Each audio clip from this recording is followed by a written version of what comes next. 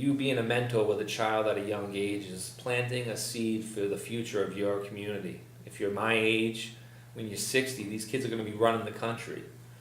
And don't you want kids that are actually groomed properly to be doing that in the future?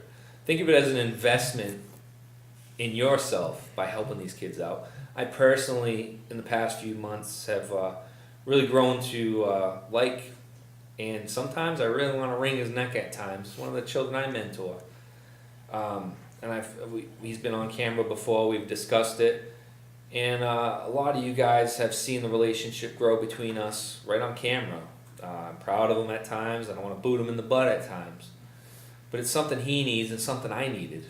There are a lot of things that during this relationship that I've learned about myself, stuff that I overlooked, and views that have changed because of mentoring Isaiah and being there for him and listening to him and watching him grow. I've learned a lot, and things that I took for granted that I don't anymore. Off my soapbox now and on to the real professionals here. Fortunate enough to have some great guests tonight on this topic. We have from Big Brother, Big Sister, Massachusetts Bay, Richard Greif. We also have Frank Barros and Manny DeBrito from Achievements by Four and A's Before J's. Thank you, gentlemen, for all being here. Appreciate it. Mentorship. 1 in 3 young people grow up without a mentor today. Young adults, I mean, the numbers are all here, guys. We've got 55% more likely to go to college if you have a mentor in your life. 78% more likely to volunteer in the community. 90% are interested in becoming a mentor in the future. And 130% of these children are now more likely to become leaders in this area. This is just some of the statistics. I can get boring and keep going and keep going. This is an issue that, like I said in the intro, we're growing in, and you guys are actively, doing stuff. Manny, everybody knows you nowadays around here. We discussed that, and Frankie's your partner in the shadows doing the work with you. And Rich now is, as of October 1st of 2017, you guys took over for Child and Family Services, their program. Is that correct? Yeah, we're excited to be part of the New Bedford community now. We serve all throughout eastern Massachusetts. We serve close to 3,000 youth, including 100 here in New Bedford. Of course, on top of that, there's another at least 100 or more kids waiting. And in the region, there's on any given day, we have over 1,000 kids on our waiting list all throughout eastern Massachusetts. So the need is there, the opportunity is there. We're ready to serve more kids. We have a lot of great programs that we can offer kids in the region, and we're really just looking for lots of great people to step up and be a mentor, just like people like yourself. Excellent. Rich is, I'm looking at his resume. I mean, this guy's done it all from writing books to, you used to oversee agencies such as, now. I had a Mass Mentoring Partnership, the public marketing and public awareness at the Mass Mentoring Partnership. You're head of that. You're actually the National Executive Director at one point of Read to a Child. So this is something that you've been doing for quite some time now. Yeah, I started myself as a big brother back in the early 1990s. In fact, I'm still in touch with my little brother today. He's 30. He's not so little. He's 34, has a child of his own. It was really that experience with him. We were matched all the way from 9 through officially through 18. It was really that experience that not only impacted his life, but really changed my life dramatically. I mean, I really saw how challenging things were for kids today. He moved around a fair amount. He bounced back and forth between his grandmother and his mother. There were no other adult men in his life, and he really didn't start with a fair shake and a fair chance. And so I realized, just literally by showing up, every week or a few times a month for him, just how important it was just to have one person in his life outside of his immediate family that he could count on, that he could hang out with, that he could just be himself with, and just how important that consistency was in really showing up for him. And that's the important part of that word, consistency. Yeah. A lot of these kids don't have that in their lives. I mean, throughout coaching and, the program that you guys run, Frankie, consistency, is that something that you see that these children lack in their lives? It definitely, it's a major thing that's lacking in, I believe, like Rich was saying with the young brother that he was helping out, I'm sure that the consistency, once that young man saw that, he was able to now buy into some of the things that Rich was trying to, instill upon him. Yeah. Things that we're all taught in our lives. But unfortunately, and I mean, you could have shows and shows about how did this all happen? Yeah. The erosion of the nuclear family. Like, I was fortunate enough to have mine. Manny was fortunate enough to have his. We were around each other's families. So, we know, luckily for us, having consistency in the home, and how important that was to us, because consistency for me is knowing that if I messed up, I had love at home. If I did well, I had love at home. More than just showing up, like just consistency as far as we expect, we instill these values in you. We expect this is how you behave, consistent in that fashion. So what to expect when you're out in the streets, when you start in those formative, junior high into high school years, when, if you don't have, to me, I had a consistent foundation. So being out there, you're able to rely on that consistency. It's a very, very, very important thing. Yeah, sadly, most of these kids are used to being let down over and over again by the adults in their lives, whether it's their parents, whether it's their teachers, whatever it may be. So they become used to it. They expect to be let down. So they're actually, a lot of cases, they're testing you to see if you're gonna be there, if you're gonna show up, if you're gonna, and to some it's a new experience. It opens their eyes to everything because you're accountable. You can hold them accountable, and it just opens up so many doors. And a lot of times, as a coach, as a educator, as whoever, we don't realize what this kid is going through at home. They look fine on the outside. They have nice clothes, nice haircut, nice whatever. I hear stories all the time. This kid got a new pair of Jordans, which started the A's before J's, but he's not getting fed at home for 2-3 days. That for me, that's one thing I knew. There was food on the table. Yeah. My friends were getting fed when they were there. And it was just a staple. You know what I mean? Like, I didn't have to worry about going home and turning the light on. The light's gonna go on. That's gonna go on. I might not have had all the nicest things. I used, most of the time borrowed Frankie's nice things. But I didn't have to worry about those things. There's some kids that worry about there being the lights on when they get home. Yeah. And that's a sad thing. So people have to step up and be there for these kids. They need Absolutely. Now, Rich, with your program, explain a little bit the process of how I could become a big brother and any training, because there is training needed, and the reason I bring up training is the letdown, because I've experienced that a little bit. Sure. And it's something that I had to actually ask for help with. Yeah. And what was told to me was maybe they're trying to sabotage the relationship because they were scared that if they get too attached, that you're going to walk away someday. Right. Do you train? Do you explain the process? Sure. Yeah, we do. We have a really very thorough process. As you can imagine, safety obviously is the priority for all of our relationships. We interview all of our volunteers. They go through extensive background checks and screenings, reference checks and things like that.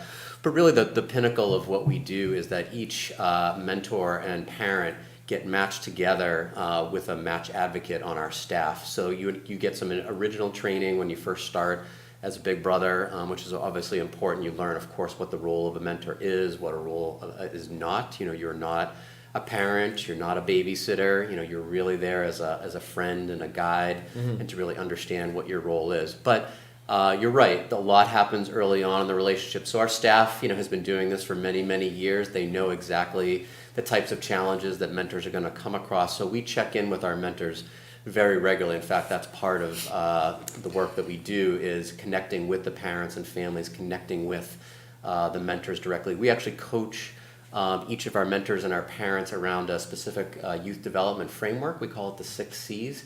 So we're coaching them on things like character and competence and connection to really help them understand that those are important social and emotional building blocks for how children develop. We work primarily with children 7 to 12 as kind of a starting age, a really critical time in their life. Absolutely. So sure, all those types of things will happen. They'll test you. I've heard stories of, the mentor coming to the door and the child not being there. Well, they are there. They're hiding upstairs, looking out to see if you're really going to show up. Even my very first day when I was a big brother, the match meeting itself is always a little bit nerve-wracking. Of course, yeah. My little brother, we kicked around a soccer ball. I asked him 100 different questions. Couldn't get a peep out of him. I gave him my phone number and left and said, well, let's get together again. I'm looking forward to seeing you. Again, didn't get much of a response. I got home already, and I had this was back in the 90s, so I had an answering machine back then, so I'm dating myself, but already by the time I got home, I had a message from him, and it was the answers to all the questions I had been asking him about his favorite music and his favorite sports and things like that. And so, they really are listening and paying attention, but like Manny said, they've been hurt before, they've been let down before by many other adults. And so it takes time to build trust. We try and coach mentors that it takes time to build trust in a relationship, and trust is really the pinnacle of that relationship. Yeah. So we provide coaching and support all throughout so that mentors feel supported and so that the parents feel supported as well. Now, some of the viewers here might be watching. They may be interested, and they may be, hey, man, this sounds like a lot of work, this coaching. And, the process to get to being a big brother. Yeah. What's the time? How much time is actually invested prior to actually meeting that child? Like, what do you say, like, hours-wise? Just so we don't want to turn anybody off by saying, oh, this is a lot of work, but yet we don't want to undersell it either.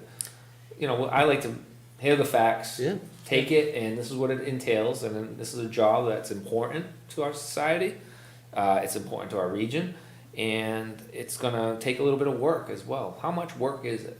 Yeah, it's really a lot simpler than most people think. The process itself, just of becoming a big brother, through the interview process and background checks and all that, probably takes about 3 to 5 weeks. So roughly in about a month, you could be matched. We present you with different children to give you an option and a choice. The parent obviously has to approve as well. Mm-hmm. And really the commitment, we ask for a minimum of a year commitment, and really to meet with your mentee at least twice a month for a few hours each. So that could be after school for a few hours, that could be on a weekend for a few hours. And the nice part is it's really about enjoying things that you already enjoy doing. We match people closely based on their interests and things that they like to do. Many mentors are really surprised how often they find that there are things that their little brother or little sister has never done. They've never been to a beach or been to a park or taken a trip somewhere. We're fortunate we get lots of discounted tickets for museums and ball games and things like that.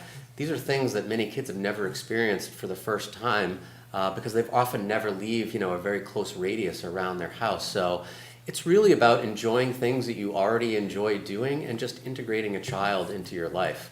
It's so much simpler, and I guarantee if you talk to as many mentors, they often will tell you they get as much out of it as they feel that absolutely, the absolutely. kids do. You wake up in the morning, you get that message like, "Hey, thanks for last night," and it's like, I appreciate that. You treated me good, and you're just like, wow, it makes you just feel good, and it really does. It's rewarding, and I don't understand how more people don't do it. There's a void in your lives.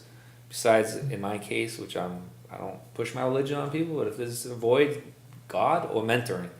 In my life, I like them both. And it fills a big gap in your heart at times, It makes you feel good in the morning when last night went out to dinner or did something, it was fun. I enjoyed that, And like you said, some of these kids have never done stuff. And one thing that really was an eye-opener for myself, it was in the past, is how kids don't know how to order off a menu. You and I spoke about that. Yeah. And I'm just like, Manny, can you imagine not knowing how to order off a menu? Like, absolutely, bud. I mean, your house was almost like a mentorship home. Your parents were taking in kids left and right, Manny? Yeah, and we grew up in a tight-knit community, and I was one of the older ones. So I had, unbeknownst to me, guys following me up and following my coattails. And, I often thought, and I don't want people to think that it's only for kids that are without, because even great parents and great families need help at times. Absolutely. I need help with my boys. And, I often think, like, my parents were amazing, but what if I had a mentor? If I had someone I was like, all right, man, you get A's and B's, but are you really trying hard in school? Yeah. You're a good athlete. I was good at everything, but not great because I never pushed myself. What if I had somebody that was like, dude, I don't see you really applying yourself. So there's a bunch of what ifs. So, mentoring is for every child and every family, I think, because, all our kids drown us out after a while. Like, okay, my oldest son Avery's a basketball player. I'm a basketball coach. He doesn't want to hear me talk about basketball. Absolutely. Because he thinks I know nothing, and I was never a good player or never anything. But, it's just because I'm his dad. So, if I have an issue with him, I call his coaches. Hey, I don't really think he's applying himself in school or whatever. So, there's always that voice maybe echoing the message that's already there. What always works, kids just connect, or, someone else saying, hey, apply yourself a little more in school, or do something a little bit more. So, I think, Frankie and I talk about it a lot, every child is at risk. It's so dangerous out there in so many different ways, with social media, with everything. So, we're here to that's help 100% true. every child. Yeah, that's 100% Obviously, some do have the issues, and we need those, to be there for those kids as well, but we need to be there for all kids. You and I talked about this as well, being that I'm from the nuclear family that Frank brought up, and you as well. We got ourselves in some little sticky situations back in the day, you know what I definitely. mean? So to go to your point, man, it's everybody needs that extra set of eyes. And myself as a parent, I pray on it all the time. I'm like, man, I wish I had like a couple more hours of patience for my son. Because there are those days you get home from work, you're already drained. My wife's a school teacher in the middle school. And there are days she comes home and I'm like, as a husband, you're like, oh, come on. You forget about things as a person, and I'm guilty of it all the time. I'm like, you're not here. What's going on? And it's like, then you go to bed and she's out cold by 8:30. And you're like, man, she had a rough day. You know what I mean? And you just can't, you give it all at work some days and you come home. We're in a society where you spend more time with, your kids spend more time with their daycare providers than their parents. And it's tough, man. Some days you think about it and it blows my mind. I'm paying like a mortgage payment a month for other people to watch my kids while I'm at work, and you do that math problem here and there, like, all right, if one of us doesn't work or one of us finds a part-time job and you never really figure out the solution to that problem, you know what I mean? Frankie, now you guys are doing Achievements by 4. It's been going on for quite some time now. There's a lot of similarities to Big Brother, Big Sister, actually. That's why all of us are sitting together in this roundtable format. Why don't you delve into that a little bit? Well, the Achievements by 4, we, initially with the A's before J's, it was a catchy, cool slogan that, that Manny and I had come up with. Let's push this. Then it's, there's more we could do with that. Academics before jump shots, for people that don't know. So, we figured like, all right, let's try to do like a little bit more. Let's try to like reward young people that are achieving, that are trying to do a little bit more. And we always had conversations, especially when we had started E4All, the awesome entrepreneur program that shares this great, beautiful building here in New Bedford. We just got to thinking about, okay, they're just telling us T-shirts, blah, it's not the way to go. There's more to do. So, we got to thinking about, some of our pasts and, our experiences with mentorship. And, a phrase that I've been using a lot, I would love to wear it out. I want to see it on bumper stickers and T-shirts. It's just mentorship breeds mentors. I have had mentors in my past coming through, Upward Bound program, doing some work with Third Eye Unlimited. I've had a lot of folks that were, co-workers, tutor counselors and things of that nature that fed me a lot of information, held me accountable, helped me to grow. So encompassing all of those experiences, Manny's experience as a coach, and seeing a lot of the needs, we figured, let's try to do more. So we started putting a lot of intelligent, community-loving people together, and Achievements by 4 is kind of what's come out of that. It's our baby that we are coddling and growing, and we're having a lot of conversations and learning a lot from different folks to eventually put together our own curriculum. My grandiose vision is our own curriculum, out of school programming that we can offer kids that's based on arts, that's based on sports, and feeding, the peer mentorship piece, kids holding kids accountable, because again, like we mentioned, I came from a wonderful home, so blessed to come from the loving, understanding, caring, patient parents that I did, but also being lucky enough to have introduced to myself mentors in my life. So our conversations, it's like it's okay. We gotta flip this and feed this to the city that we love, to the community that we love. Yeah, and achievements by 4, which obviously we want to stay close to A's before J's because that's what we're known for. That's what put us on the map. I owe a lot to A's before J's, and that grew out of my coaching and mentoring kids for a long time. But achievements by 4 was just 4 tenets that we thought it's about building well-rounded kids that want to give back. So it's holistic development, mind, body, spirit, offering peer mentorship. Bringing high school kids down for junior high kids, or we worked with Greater New Bedford Folk on their mentoring program, helped train those mentors for incoming freshmen, the upper class mentors with college students. So it's like a network, and then we're overseeing the whole thing. Then offering some community involvement, getting the kids active in the community, and also getting the community active with the kids, showing them that there's talented people around. Like Frankie said, bring people in that will teach them art and music and all those things. And then empowering these kids. I think, Frankie said mentorship breeds mentors. Like the most beautiful thing to me is when I had one of my first A's before J's kid that won one of the first scholarships. I had coached him. He played basketball at Stang. We gave a $1,000 scholarship to the basketball team a couple years back. He came back and he's starting a mentoring program in his college town. And this is a blonde-haired, blue-eyed kid starting a program where they're going to the middle school, the football players at Bates College. I'm going to drop his name, Matthew Golden, and they're hanging out with the kids, and there's Somalian refugees there that are having trouble assimilating to this country. So they're going, they're eating lunch with these kids. They're going to their basketball games, having them come to their football games.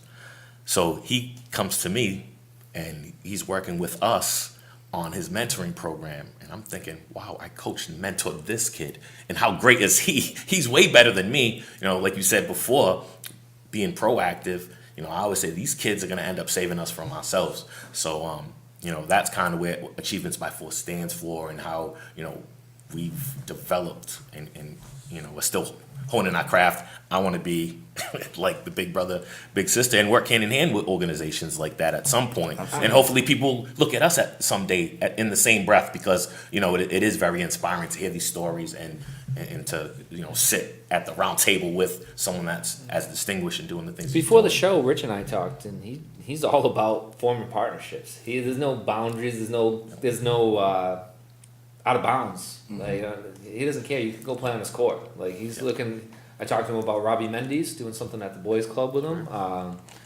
They're doing some other programs around the area. But one thing that I want to really talk to you about now, Rich, is in terms of mentorship. People think like, oh, you got to be able to be a mentor. You got to be this certain type of person. You got to be into sports. You got to be able to run. You got to be able to, go and play basketball with a kid at the park.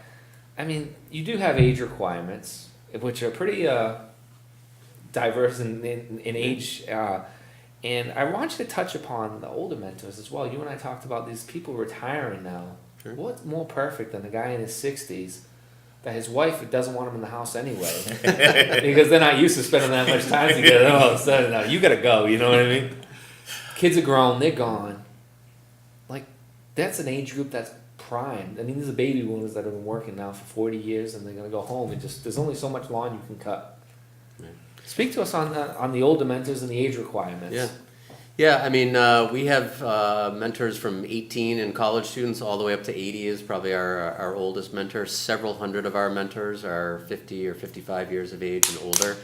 They really make tremendous mentors. They actually have the time, more time, and are available. They both can go to a school during the day or hang out on the weekend.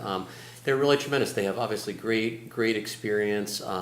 They really make for wonderful mentors. And so we encourage older adults to get involved. Their first question is, well, could I still be a big brother or big sister? Am I too old? What would I do? Well, we match people, again, based on their specific interests. Not, like you said, not all kids are into sports. There are plenty of kids who love the arts or museums or science and technology. We have plenty of retiring professionals from many different industries who would be wonderful to spend time with these kids Absolutely. and talk to them about their profession and what they've done, or go and explore museums or places, learn about different trades and things like that. So older adults make for wonderful mentors. They often stay in our mentoring relationships much longer. They're really wonderful adults that have many, many assets. So great mentors come in all ages, shapes, and sizes. For Yeah, sure. you know, a lot of people think, oh, I'm too old for this. That's not the case at all. Like you said, they have more time to offer. And like I said, their wives want them out of the house anyway, so they'll do something. I had the pleasure, Jay Williams, a friend of mine, his dad, John Williams, Jay Williams, they're all Jay Williams, all the way back to like the Civil War, it's crazy. There's actually like something in the White House of one of their ancestors. I just learned this because JJ just went down. Well, Jay had asked me, they got a box through his investment company to go to a Celtics game, and Mr. Williams was there. Mr. Williams used to coach me. And he's one that really like made an impression on me as a young kid. I was that kid, like good kid, but you know what I mean, on that banana peel, like, you know, once in a while I'd slip over the line. And he took a chance on me being on his team, you know, because I was the kid that used to get thrown out of games here and there. And he took me first on his team and all that, and we kept playing, and you know, it was a great experience with him, to the point where I'd play at his house. In my 30s, I was playing at his house. But, you know, time goes on, you have a family. Mr. Williams came to the game. You know, he's an attorney, local guy, always been involved, sponsors the Boys and Girls Club. I saw his banner there today. I had a work crew over there. And I went to the game with him. And even at now, I'm a 40-year-old man. Halftime comes, we're in the box, the luxury box. I felt like $1 million in that thing. It was awesome. And here comes Mr. Williams, come talk to me, man. And you know what? It still felt like I was a kid. Like, here's this man, and we were talking, you know, politics at the time, but the conversation changed, but it was the same feel, you know. And someone I looked up to, now that I'm a dad and I'm doing mentoring and stuff, I still felt that connection with this man. You know, it's a powerful connection. He may not even know it, but he's like one of my favorite dudes on earth, you know what I mean? You see Mr. Williams, I get excited to see him, you know. And that's what, and he's in this age group where he can still make a positive difference in people's lives. He's just still too busy because he won't stop. This guy's beaten cancer, he's done it all, you know what I mean? Health, he's gone through hell, and he still wants, I'm going to work every day, you know what I mean? I'm involved in my kid's life. Well, I'd say too, I mean, there are lots of benefits for older adults. You know, it's really great for your health and your vitality. Absolutely. It's great for your mind, you know, stay active, to stay connected. It's a great social experience. So if you want to stay young, nothing keeps you younger than hanging out with It gives with you a kid. purpose. When your kids are gone and your lawn's cut, and what else are you going to do? Today I was actually joking with a guy at work. He's like, I'm never retiring. He's like, I'm retired right now, but I'm never going to stop working. You know, it's like, I had my father, used to go to Shaw's 3 times a day just to get out of the house, you know, and I'm like, man, it really put something in my head. And it was a blessing because we're talking about it now, you know what I mean? He gave me material for the show, and it really made me think, like, man, these guys just, there's a day that somebody's just going to stop working and feel not needed. And this is a perfect opportunity to get these people out there. In our area, we got to move on because I'll talk about older people forever, you know, because my dad's that age, and it really, it's my boy right there. But in this area, we have a large Latino population, extremely large Latino population, especially with you know, kids coming in now from Puerto Rico, and a lot of English is their second language. Are you having an issue with getting these big brothers, big sisters with a Latino background in this region? Yeah, it's really a big growth area. About 1/3 of all the children we serve are Latino, and so it's really important for us. We have all Spanish-speaking staff throughout our agency, so we're prepared to serve them. But we really need Latino men and women as mentors in particular. It's really important to try and have people that can speak the language, communicate. You know, we match people so that the mentor can communicate with the parents. So it's really important for us to have more Latino and Spanish-speaking mentors. The numbers are only growing, not only here in this community, but communities throughout the state, especially with the influx of children from Puerto Rico and other countries, for sure. Excellent, excellent. Now, the Boston Police Department, 3 other agencies on the Cape, are doing a program called Bigs in Blue. Yeah. Bigs in Blue is where officers mentor the children. You've talked to Chief in New Bedford now. Yeah. We're trying to get that ball rolling. Yeah. Please explain it a little bit. Yeah, it's an idea that started nationally. Actually, there's a national Bigs in Blue program that different Big Brother, Big Sister of America chapters all across the country are doing. It's really meant to do a few things. You know, obviously there are lots of perceptions of the police out there, and many youth obviously don't always have good impressions or connections to police outside of sometimes issues when they happen in the neighborhood. So Bigs in Blue is really meant to do a couple things. It's meant to obviously match police officers directly with youth in the communities and neighborhoods that they're serving. We also engage the police departments in a variety of other ways by having them engage with the existing children and families we serve, whether that's coming to a holiday party, a family picnic. It's really an opportunity to kind of build police and community relations and have individuals see police as human beings and Absolutely. people that care. That's really why they're in that role to begin with. So we have 4 Bigs in Blue programs going now. We're excited to start one with the chief here in New Bedford. And we really believe it's a great way to get more officers to spend one-on-one time with children in the community. I mean, it does help in many different ways. A lot of these kids can't connect with police because the street culture. The 7 to 12-year-olds that we're trying to get, they do the high five thing, which I think is pretty cool. They have the Yeah. officers stand out in front of school, elementary school, and they give high fives on Fridays. Shane Harris loves it. He's always posting it and all that stuff. But I do think we need to get more into it and have these kids, go out to dinner with these guys and just to know they're humans. You know what I mean? You get to stop snitching and all this stuff. You can't talk to the cops, and I think that'll help break that part of the problem that we have in the city, and it is a problem. And it's a great program.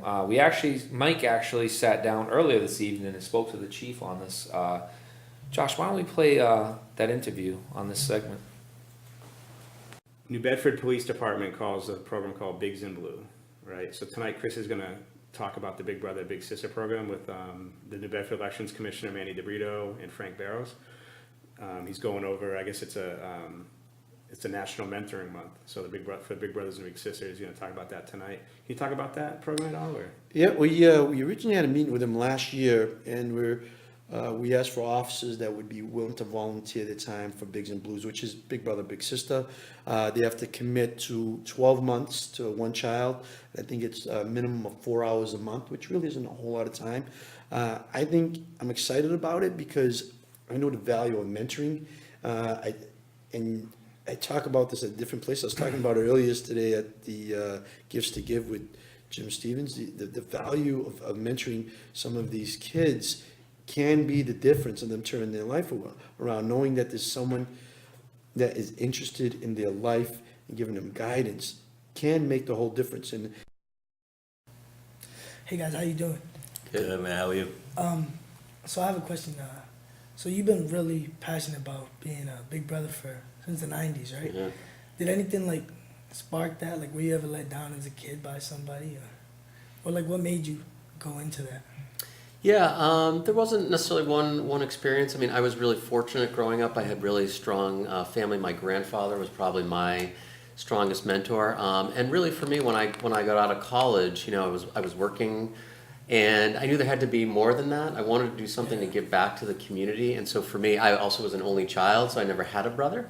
So for me, it was an opportunity both to give back to the community and to have a brother. And frankly, the part that people don't talk about often enough is to have fun and be a kid again, because it's kind of an excuse to do fun stuff and play around and go to the beach and throw a ball or whatever. So that was really my motivation for becoming a big brother. Thank you. Sure. You said that you had a lot of mentors growing up. Is there anybody that really impacted your life greater than? Not necessarily. I wouldn't say greater. It's kind of funny, to me, because I feel like 10 years later, things started being ding, ding, ding in your head, and you're just man, that was something that so-and-so said to me, or wow, I'm in a tough bind, and I remember so-and-so gave me this piece of advice, or shared, this story with me, and, when I became mid-20s, a little older, getting closer to 30, I started hitting them up and just being you deserve to know that, things you said to me, that they stayed with me, they made an impact. And I think that, it's just fair to let them folks know not one more than the other, because I feel like, you know, everybody has had great intent on trying to, you know, see the light in me that maybe I didn't see in myself at a certain time. Like, Yeah. there was a point in time that I was shy. I didn't really like talking in front of, you know, people or an audience, and there's a lot of folks out there that helped me find my voice, and that is what allows me to, you know, work with my brother over here and do some of the things that we intend on doing. Thank you. No problem. Like you said that you never really had a mentor, but you had a good family. Like you have brothers. Yes. Do you think your brothers were kind of like your mentors in life? Like, do you think? So, I mean, I'm the oldest brother, but the funny thing is, you know, when I got married, my two brothers were my best men, and I mean, they're great guys, amazing guys, and you know, I had given a speech, and I had written them a little note and a gift I had given them, and you know, the funny thing is, you know, I told them that I always looked up to them. So, you know, one of my brothers, Mark, is probably one of the top athletes that ever come out the area. My other brother, you know, Johnny, looks like, you know, some European model or whatever, you know what I mean? So, and they're, like I said, they're both great guys, and you know, I always did look up to them, and they'll sit in here and tell you that they looked up to me, you know what I mean? And I helped cultivate that, you know, without knowing. I was really, really lucky, and you know, Frankie grew up in my neighborhood. There was about 10, 11, 12 of us, all guys, hanging out, and we all learned from each other, even though we were different ages, and some of us older, some of us, you know, a little bit younger. I thought Frankie was going to mention me for his favorite mentor of all time, but you know, since we are brothers, you know, I gotta make sure. I tell you that all the time. I tell you that all the time. So yeah, I mean, it is important. I mean, it doesn't necessarily have to be someone that's older than you. You know, it's just people that are doing great things. You know, and I know Chris has mentioned this a couple times. I learned so much from the kids that I mentor and I coach. And their families, and I see it all the time, you know, and it's amazing to me how much I've grown throughout this whole process, and how much my life has improved from being a mentor and being a coach. You know, it really has.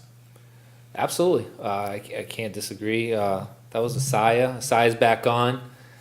Asaya's working his way back onto the show. We had a couple bumps on the road, but that's part of the mentoring part of stuff that I discussed earlier. With the training comes in, and you know, you almost get let down a little bit. But you know, sometimes I'm a little hard on myself on certain things, so I found myself to be a little hard on him at times, and it's a learning process, and you grow from it, and that's part of the lesson I'm learning. And I think that's an important piece as well, is that the teaching goes both ways. You know, Absolutely. for folks that are having that relationship, like, you know, positive things for the mentee and the mentor, everybody's gonna learn.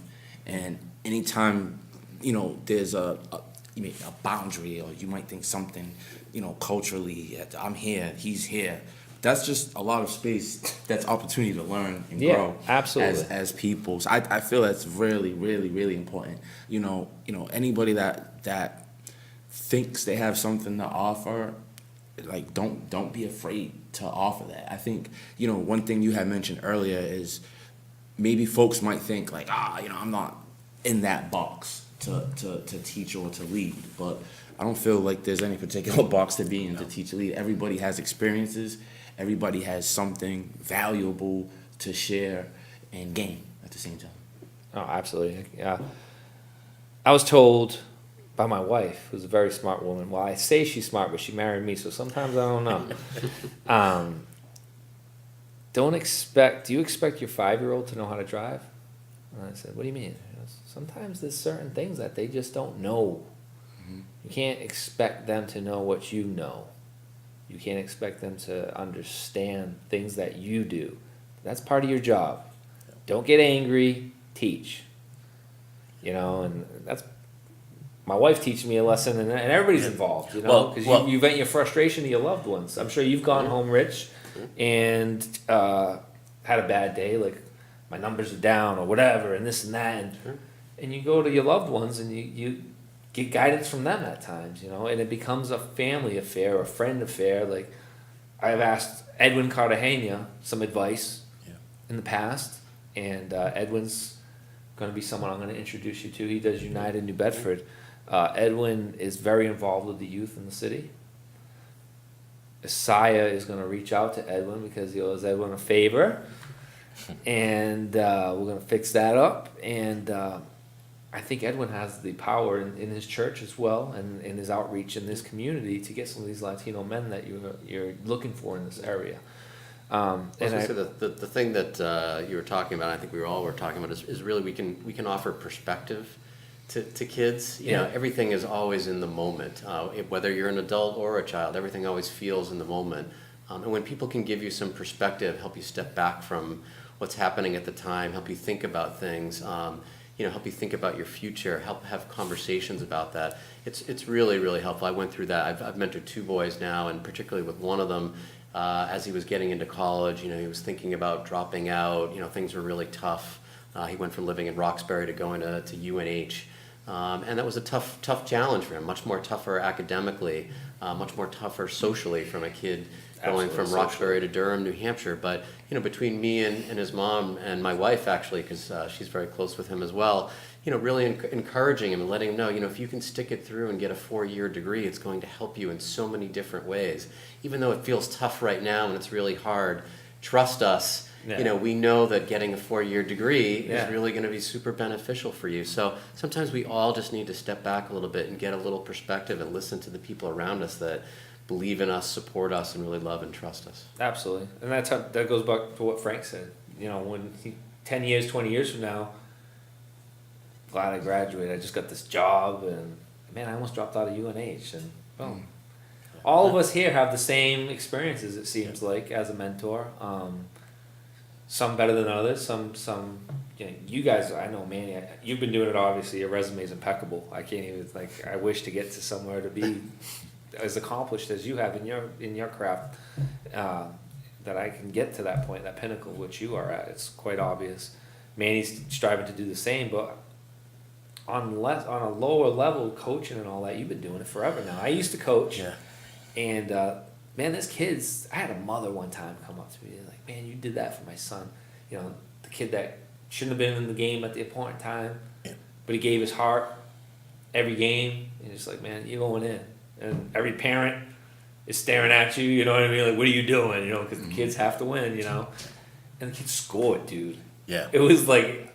He shot, and I was like, "Don't do that! No, you didn't go in for that, man." And when he won the game, man, that's something that I guarantee he remembers that because I remember games I won back in the day. I'm talking like 9, 10 years old. I'm like, it's interesting because I think that's the great experiences is what we really remember, and it is because it's winning is important and losing. It's important for kids to understand how to deal with winning and losing. I'm having a hard time teaching my 5-year-old about that. He thinks he can beat me in every race. I'm like, dude, I don't wanna let you down, Well, then buddy. it's your job as dad to show him that no, you win the race when you are ready to win the race. But real quick, I remember I played on a little league team my dad coached and his nephew, one of my cousins, and we went 0-18. 0-18. Tough year, but what's funny is that I'll run into teammates all the time throughout the city, and it's like, man, do you remember that? Like, it was anyway. We cracked up laughing about the fun times that we had on a baseball field, not winning one game, And so it's about like some of us we bonded by having fun, by making it fun, and I feel that again, I'm very lucky to come from the people that I come from. You know what I'm saying? We had coaches that made losing bearable. But you say you were never mentored, man. Coaching is a mentor. They're mentors. Yeah, but I never had someone to take me under their wing and see something in me of value.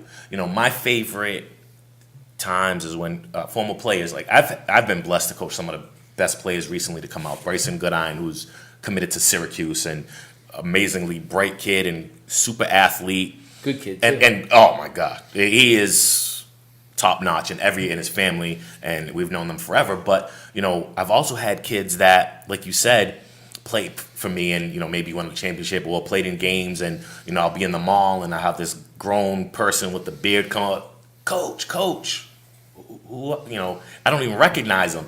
Do you remember the time I scored 18 points in a game or 16 or whatever, and this is an end of the bench guy, and he's like, I'll never forget that. The crowd was going crazy, and I knew going into high school they were never going to play basketball again, but we built their self-confidence, we built their self-esteem, they believed in themselves, they learned what it felt like to have people cheering them on. You know, I tell my parents, you know, you come to the game, you cheer for the name on the front, not the names on the back. You cheer for everybody. We're here for everybody. And those kids will never forget that. And I love hearing those stories. I love seeing those kids, and they have those memories they'll have forever. And I'll have those memories forever. You know, because, you know, I know those kids, and I see, you know, the kid that he might have scored only 2 points all season long, but, you know, we made him feel great. You know, I'll call them by name, I'll clap, and I'll, you know, do everything. Even when we're playing teams now, if we're, you know, beating a team and it's pretty bad, if they score, I'm clapping for the other team. And parents are looking at me like, why is this guy cheering? Well, I'm here for all the kids, you know, not just my team. You know, it's about building their love and their love for the game. Coaching is a tough mentorship because parents are horrible Yes, at games. it's Man. changed. It's It's tough. changed. I'll tell you what. When I used to coach, I got lucky for the most part, but I had a couple of those parents like, "What are you doing? I'm giving up my time. What are you doing? You know what I mean? I don't get paid for this. Is there something I'm doing wrong? Yeah. Did I show your kid a wrong lesson or something? Or did, you know, oh, he's not getting enough playing time. Is that what we're talking about? Like that type of stuff, you know." And me being as competitive as I am, my son's 5, so we're about to hit that real quick. And I got a buddy of mine who's like, dude, I'm gonna be watching you. You're gonna be watching your kid, and I'm gonna be watching you, and I'll be back there to smack you in the back of the head if you get too involved, you know. And it's a tough mentor. It's tough as a coach to be a mentor. As a big brother, it's more one-on-one.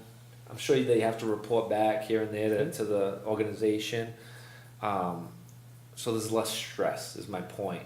And your form of mentoring, what I'm trying to do now is build up some views. We're scaring people by saying, oh, the mentor, the coaching, but then there's 2 different aspects. You know, we have a different group of people here who do it all different ways. I wouldn't change it for the world. You know?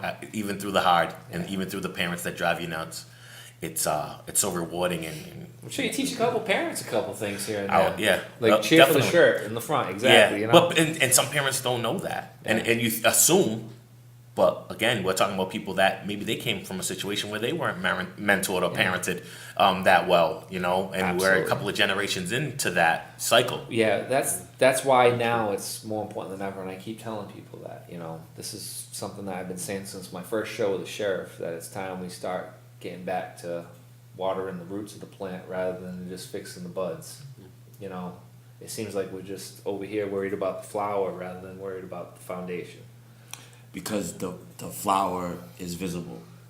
You know what I mean? And I mean, it's something that we've been talking about as our organization as well, as far as like, you know, who do you target? What age group do you target? Because you can't realistically just, kids. I'm gonna help all the kids. The resources are tough. I mean, No, Rich is absolutely. coming here looking for, you know, the main reason why we're all Yeah. here is to gather attention on this and awareness and, hey, come out and help everybody. You know, that's what we're here to do. And you're right. I mean, who do you target? Who do you leave behind? It's a tough calculation. You say 7 and 12. It might be different for you guys. You know what I feel that junior high / middle school, whatever they're calling it now, around that age, So formative. is very formative. You know, again, because in New Bedford, I feel there's a lot of conversations had with a lot of folks. Is that, you know, kids might start to feel, I'm from here, I'm from this part of the city, or I'm from this part of the city, and then they're taking that identity along with them. Yeah. And then, you know, how do you get these kids to understand before they maybe stop believing that ideology, that they all have similar situations, they all have similar experiences, they all, you know, maybe have the same goals and dreams. They just maybe have a different zip code. Maybe. New Bedford's so small, they probably share the same zip code. Before the gangs get them, you know. So I deal with a lot of them in the corrections aspect, you know, the kids that ended up in gangs. And you talk to them, and you're like, man, you're no different than each other. Like, what are you doing? You talk to them, and then as they get older, I've had guys that I've known now for 17 years, from when they were still in the game, I mean, I remember a guy who's very involved in this area now, DeBrito, who's did everything wrong, you know, and now he's helping out everybody. And he'll tell you back then it was like, I rep this and this is what I'm about. And now he just reps everybody. And sooner or later, that's the reality. Like, you just have to, what you're saying, we're all in it together. We all share the same dreams. The American dream isn't exclusive to your zip code. Everybody wants the lifestyle. It's our job now to show them and guide them into that right lifestyle, you know, and that's the main goal as a mentor. You want to get them to do what Frankie's saying, like, here's your opportunity, here are the doors, these are the right decisions you should be making, and how you can get there, you know. And we're all going to trip up. I still do. Yeah. I'm a mentor. I trip up every day. You're a mentor. You trip up every day. My Don't wife trip. tells me all the time. We all do. I was in training yesterday, and you know what? I learned stuff yesterday, you know? I learned stuff on the way out the door today. My wife wasn't too happy with me because of the way I interrupted, you know, her time. And it was right. She deserves her time, like we touched on. She's a middle school teacher. So we can't be hard on the kids either, you know? We just gotta, I screw up every day, you know? You are too. But please, don't screw up on the big things, you know? That's one of the main things I've told the sire a million times. No matter what our relationship is, there's going to be a time at your age where you're going to be at a party or something, that 1 minute is going to ruin the rest of your life. If you get that minute, call me. I'm going to get you out of there. Don't involve me in no fights or anything, you know what I mean? I don't want to get down with that, but I'm going to pull you out of it, you know what I mean? Well, to that point, I had to give a speech, and I'm telling my coworker, I was working in Boston at the time, I'm going to give a speech to some kids in Bridgewater. He said, the college or the prison. And I never thought of it that way, but there's a fine line, like you just said, that 1 minute that you can end up either at the prison or the college. I said at the college. I'd much We've all rather been speak lucky, to Manny. men. You Exactly. told me about a situation. Oh, of course. I've been in those situations, and this is what we're trying to get is like, some of these kids don't have that good guy on the shoulder. No. What would Chris do, you know? And what would Manny do? What would Rich do? What would Frankie do, you know? What would Josh do over there? Josh is just as important. Josh and I tear up a sire after every show, you know what I mean? You know, you did this great, you're awesome, but you got to do this and that. And it takes a team and a village, you know, and I'm glad you guys are all part of it. I do appreciate it.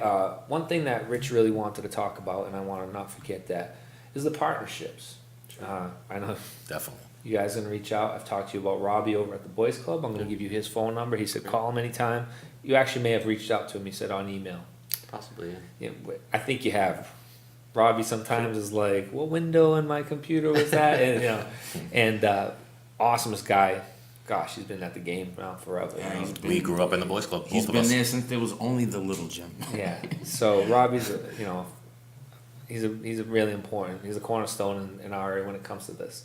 But partnerships, like we talked about going to these Celtics games, these museums.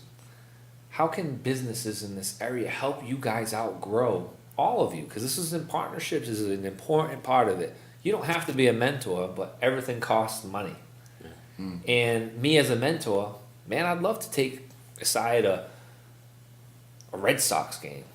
But dude, at the end of a Red Sox game, that's like $400. Like, there are businesses in the, you know, in this region that would benefit from a strong youth growth later on that would be part of this industry, of their industry.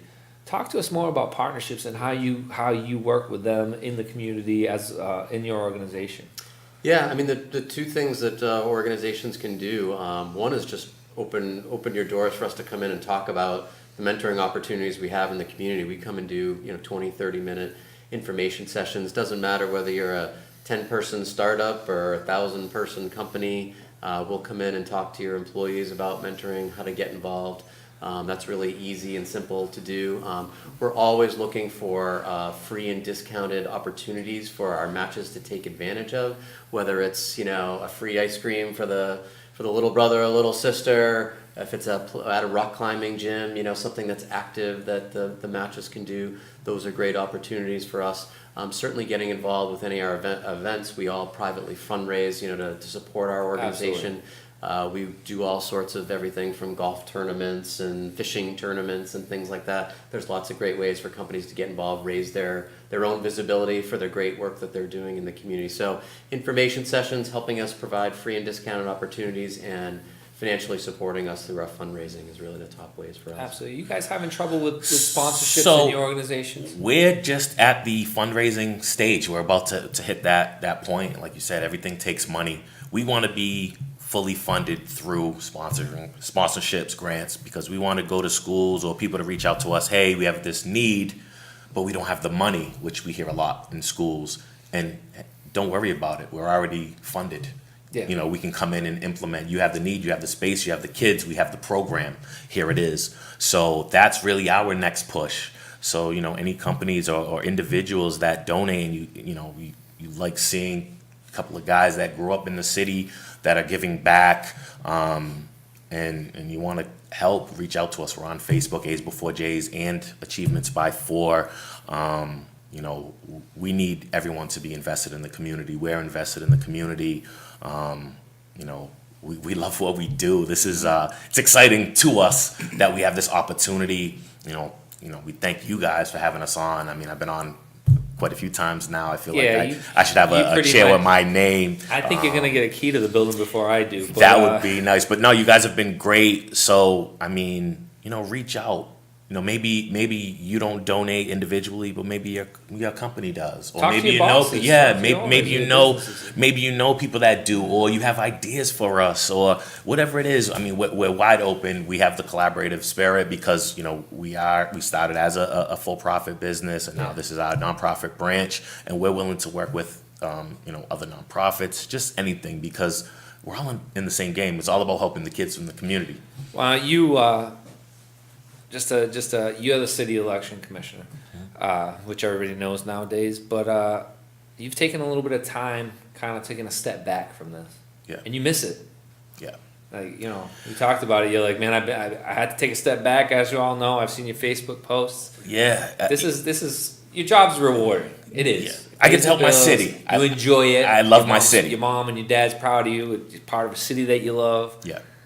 But it's a different type of. It's a different. different type of food, man. You know, and it's a different type of nourishment. This mentorship. Yeah. There's not a day that goes by that, you know, people don't come by, or, you know, I'm not talking about mentoring kids or coaching, or, I mean, because I'm still coaching, I'm still doing all the things. You know, I just wanted to invest my time and energy really into being the best election commissioner I could be for the city that you guys are paying me to be that person. So I wanted to make sure I was doing a good job there. And then Frankie and I, you know, we've really been working on this nonprofit thing, and you know, it takes a lot of time, and I do have a family and sons, and you know, they're getting active too. I got a 19-year-old that plays college basketball at University of New England, and I got a 4-year-old that plays Famous basketball. Theo. Yeah, Theo, the famous Theo, who's about to start his 3-on-3 league at the rec center. And Nice. he's 4. I love it. I go and watch. I don't have to coach. Yeah. He gets coached by someone else. I enjoy it. But yeah, it's been such a blessing. And again, I think, you know, even me becoming election commissioner, people knew who I was from my good works in the city. Absolutely. And that played a key role in that, you know. So, you know, I live a blessed life. I really, really do. Absolutely. Now, Rich, we touched upon a bunch of stuff, but as always, I always miss a lot of stuff too. I did grow up having a little attention deficit issue, and it carries on into my 40s. Did I miss anything that you'd like to discuss tonight? Because, you know, you're here giving your time, and I want to make sure that everything gets put out there for the public to see that, you know, you're trying to make a difference in our area, and I want to make sure that they get the proper information to help you and help us. Your organization, people got to realize that your organization is here to help us in this area.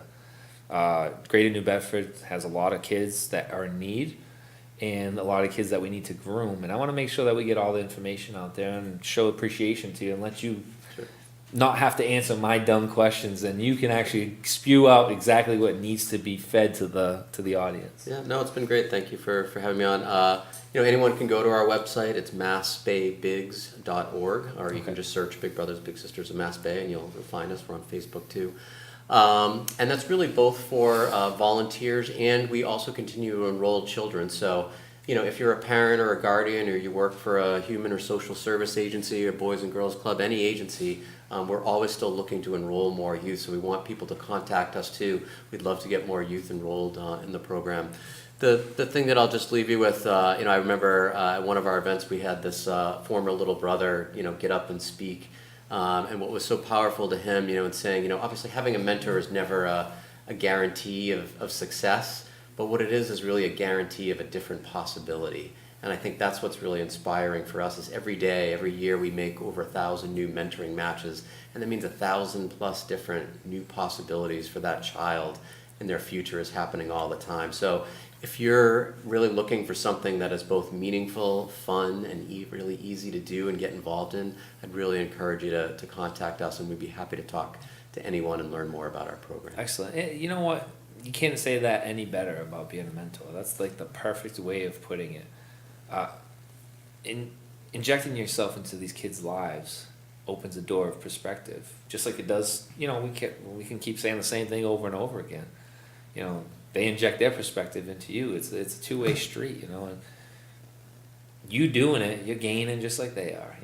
As an adult, you trust me, you're gaining. You're helping and you're building, kind of like filling in the cracks on the chimney, you know what I mean, that you missed those cracks of the perspective you miss as an adult that's already privileged in a fashion. Like, I live a privileged life. We all do, I think. We don't go without. Some of these kids don't. And you just tend to forget about that stuff, Simple things like, gosh, the one that really sticks in my head is not knowing how to order off a menu. That's crazy to me. That's crazy to me.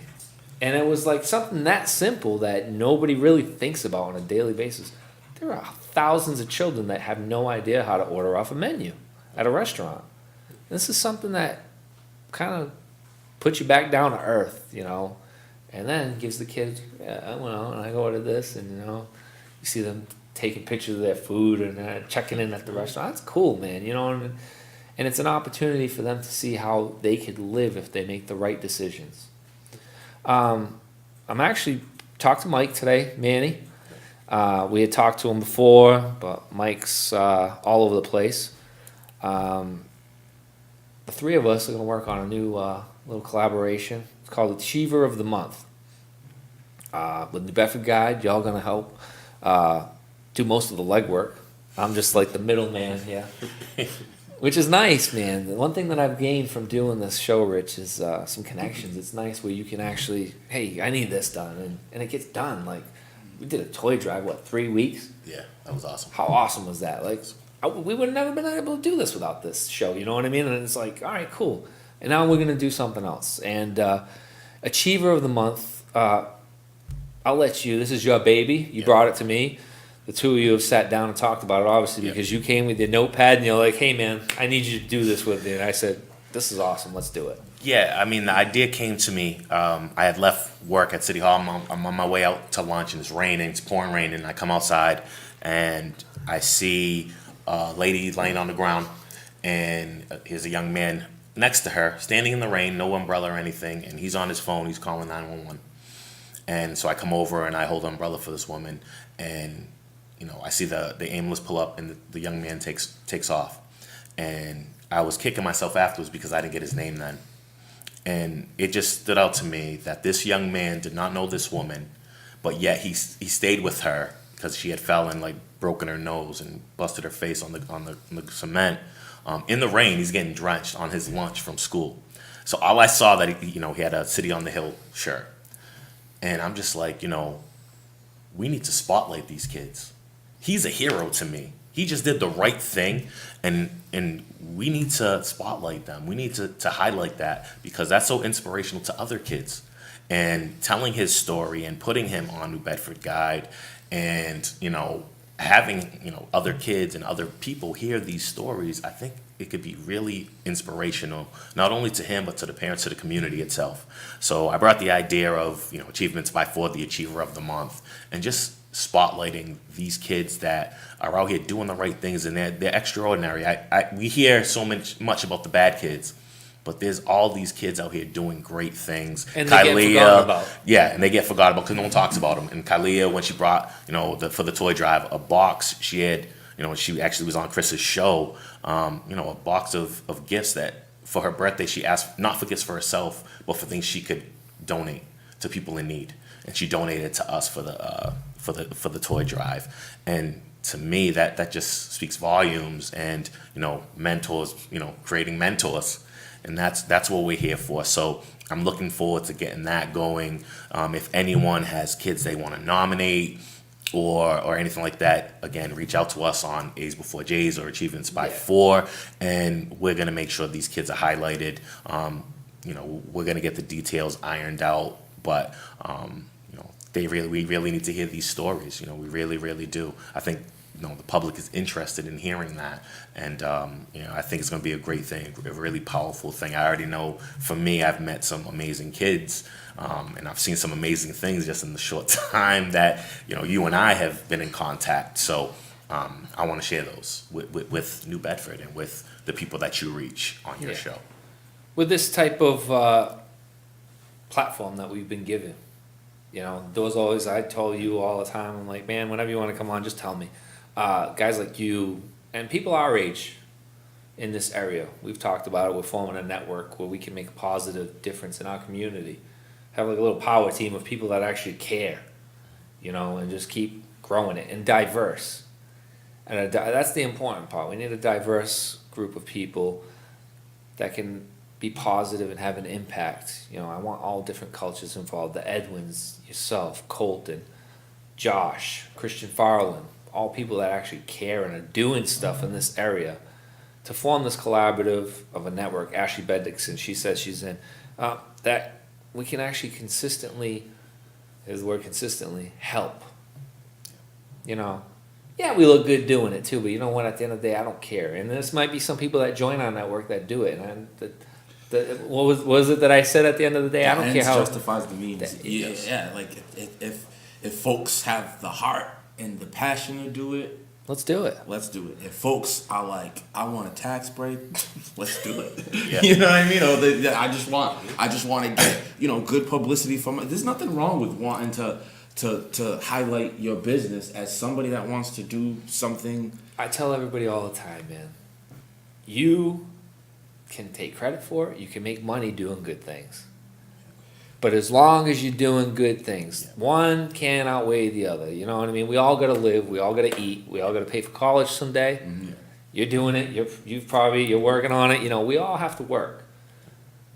And it doesn't matter. It's the people that just steal and rob and just do all things for the wrong reasons and leave that trail of crap behind them. Those are the people. We don't want to do that. It's okay, businesses, to jump in and say, hey, maybe I can get more customers in the door if we, cool, awesome. I'll go to your restaurant and say, hey, these guys are great. I'll go to your t-shirt making place. These guys are awesome. I'll go to your hospital, whatever you want, doctor. As long as you're helping the community, I don't care. It doesn't matter. It really doesn't, you can make money. That's what we're here to do, ultimately. We're in a capitalistic society. You know what I mean? We're here to make money. But you're also, as a human being, you gotta make a difference too. You gotta help. You gotta learn, and you gotta be good to your neighbor. I mean, I talked to you about religion before, and that's what we're here to do, And this is my little ministry here, pushing this stuff on you guys, whether it's mentorship or help opioid addiction. Like, look, love these addicts to death. Love them till they die, or love them till they fix them. It doesn't matter. And there's Just all, don't sit there and cast judgment, though. Like, no, and I used to do it. We're all guilty. I of used that. to do it. We all grow. I used to do it, man. And I grew later than some. And it's okay. Mm-hmm. It's all right. I'm here now. Mental And I'm gonna side, keep it's- going. it's- You know what I and mean? it's- That's the thing. As long as I got guys like Manny that are gonna help me out, and Chris, man, where you been? Let's go, help out. And we're gonna work as a team. We're all in it together. Some may work harder than others, but we're gonna get this going. With a mentorship, guys like Rich, who's been doing this for a lifetime now, since out of college. That's amazing. I'm not gonna age him. I don't really know his age, but I've done a little math since we've been here. I kind of know where he's at. He's got more hair than me, so I probably look the oldest out of anybody here. But I'd like to just leave it at that. I think we had a great discussion. Again, all the information will link to the video. If there's anybody that is interested in helping our community, Chris at New Bedford Guide, if you didn't catch all their stuff, I'll make sure they get all that information. Partnerships are important, guys. Both of these guys are here for partnerships. business partnerships, partnerships just in general. If you got your church and you want to have Rich go and talk to you, send somebody down there to your church, or Manny to go talk in front of your church, in front of your congregation, they'll go and plant those seeds for mentors to come and help. We're all in it together as a community, and I think the end game is to just, when we get older, have a good generation watching out for us. You know, and that's the important part. If you really think about it, we don't want to hand the keys to this car off to someone that doesn't know how to drive. You know, and that's pretty much the worst analogy and the best analogy I can come up with all in one. I'll leave the bad humor. I'll leave it at that, guys. We're a little over tonight. I promised Josh I wouldn't go over in 2018, and I already broke my promise. First episode, 20 minutes over. Thank you, everybody, for your viewership. Thank you, everybody, for caring for your community and trying to learn some skills and some important topics on our show. We will get back to. I'm going to try to get onto some cool topics next week that really kind of are swept under the rug. We're going to start talking about some human trafficking. I want to get back on an opioid discussion. I'm not just going to bury that. I'm actually going to talk to Dr. Burrell about coming on and discussing the medical aspect of the opioid crisis. I met Bonnie through the show. I had her husband switched with her at the time. She was supposed to come on the show, but he was involved in something with the superintendent, so she gave up her slot. But we got to get Bonnie back on. We're going to talk about the medical industry's role in the opioid crisis. And she's got a lot. I've met with her already, and we kept talking, and she's got a lot of good information on it, being a physician herself. And we're going to touch upon human trafficking in the upcoming weeks. And guys, any information, any other topics you'd like to discuss on the show, reach out to me. Message New Bedford Guide, email me at chris@newbedfordguide, and we can get your information that you want and that you need to help your community on the show. That's what we're here to do. Thanks again, everybody. I'll see you next Thursday, 7 o'clock, Chris Resendes Show. Have a great night. Thank you, everybody.